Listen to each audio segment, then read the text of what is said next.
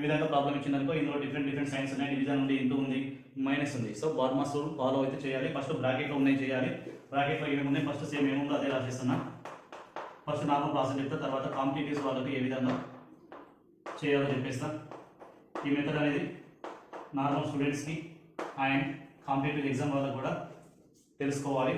First బ్రాకెట్లో ఉన్నాయి చేయాలి. బ్రాకెట్లో ఉంది ఇక్కడ ఏమేమి ఉన్నాయి 3 వాల్యూస్ 4 వాల్యూస్ ఉన్నాయి.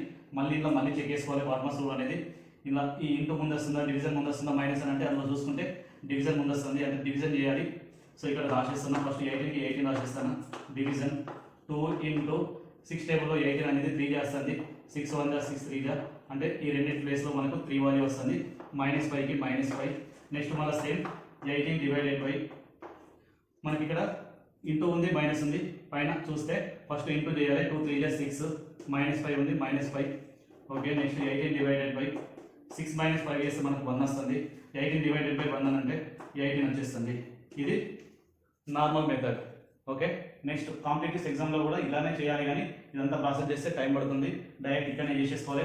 ఫస్ట్ బ్రాకెట్లో చేసుకోవాలి కాబట్టి బ్రాకెట్లో చెక్ చేసుకుంటే 6 1 = 6 3 క్యాన్సిల్ అయిపోతుంది. నెక్స్ట్ ఇంటూ చేయాలి. 2 3 = 6 అవుతుంది. 6 - 5 అంటే 1 వస్తుంది. టోటల్ వాల్యూ 18 డివైడెడ్ బై 1 అంటే ఆన్సర్ అనేది మనకు 8 వస్తుంది. కాంపిటేటివ్ ఎగ్జామ్ వాళ్ళు ఈ విధంగా చేసేస్తే తొందరగా ఆన్సర్ వచ్చేస్తుంది.